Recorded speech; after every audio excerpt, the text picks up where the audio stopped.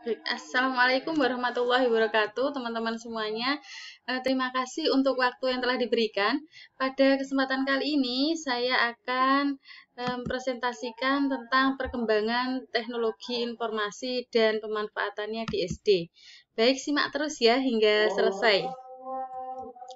Yang pertama yaitu tentang hakikat teknologi informasi dalam pembelajaran, teknologi informasi, perkembangan dan pemanfaatannya. Kemudian yang pertama kita akan bahas tentang hakikat teknologi informasi dalam pembelajaran.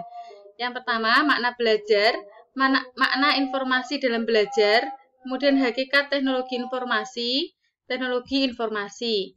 Makna belajar, makna merupakan suatu tindakan yang memerlukan pengalaman untuk dipelajari, yang bersumber dari informasi, membutuhkan perhatian, perlu diingat, dan dipikirkan sehingga memperoleh hasil yang dapat diperhatikan berupa perilaku dan pengetahuan atau keterampilan. Kemudian pendekatan kognitif, sosial kognitif, cognitive information processing, kognitif konstruktivis, sosial konstruktivis. Ciri informasi yang diolah ketika belajar yang pertama, kuantitas informasi, kualitas informasi, keterbaharuan informasi, relevansi informasi, keakuratan informasi, kebenaran informasi.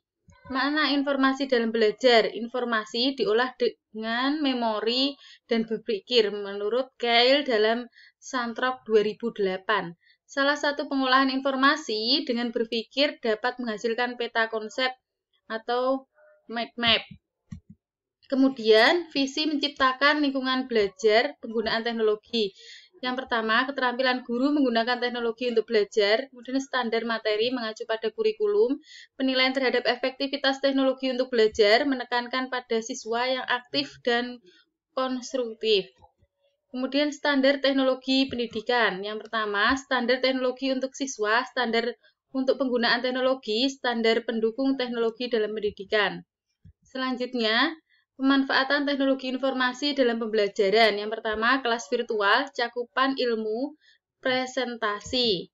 Hakikat teknologi informasi. Yang pertama, teknologi memberi peluang untuk terjadinya komunikasi dua arah antara guru dengan siswa, siswa dengan guru, siswa dengan siswa, guru dengan sumber belajar. Teknologi informasi, perkembangan dan pemanfaatannya. Perkembangan teknologi informasi dalam pembelajaran. Pembelajaran teknologi informasi dan komunikasi di SD. Pemanfaatan teknologi informasi dalam pembelajaran. Perkembangan teknologi informasi dalam pembelajaran.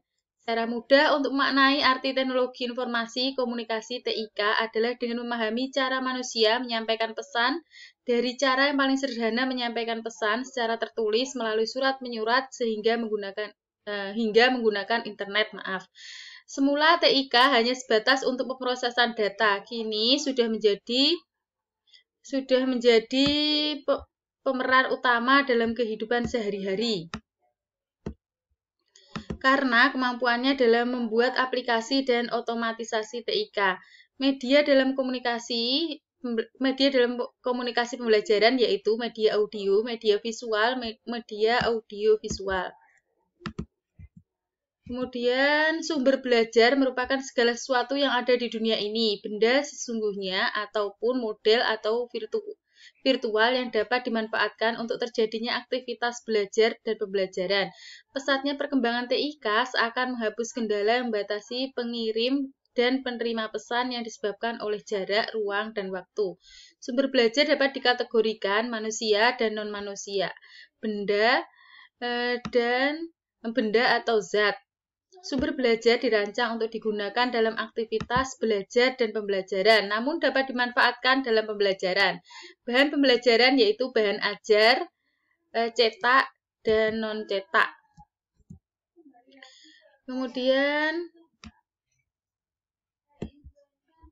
pemanfaatan teknologi informasi di sekolah, melakukan komunikasi dan interaksi dengan siswa, orang tua, dan pihak luar secara perorangan atau kelembagaan, membantu guru dalam melaksanakan aktivitas pembelajaran, kemudian membantu dalam mengembangkan sistem evaluasi hasil belajar, membantu mengelola sistem sekolah.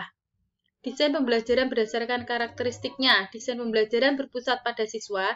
Desain pembelajaran yang berorientasi kepada tujuan akhir. Desain pembelajaran yang berfokus pada kinerja yang bermakna. Desain pembelajaran tipikal is a term effort. Desain pembelajaran merupakan pengalaman empiris. Kemudian desain diasumsikan bahwa hasil belajar dapat diukur melalui reliabilitas dan validitas. Pembelajaran teknologi informasi dan komunikasi di SD. Pertama, metode pembelajaran TIK, administrasi pembelajaran TIK, evaluasi pembelajaran TIK, standar pembelajaran TIK. Adapun tujuan umum, penyusunan pedoman pembelajaran, pengenalan teknologi komputer sebagai bagian dari kehidupan masa kini. Kemudian pengenalan penggunaan komputer di dasar, pengenalan bahasa Inggris sebagai bahasa yang digunakan dalam komputer. Baik, demikian teman-teman presentasi hari ini. Semoga bermanfaat. Terima kasih.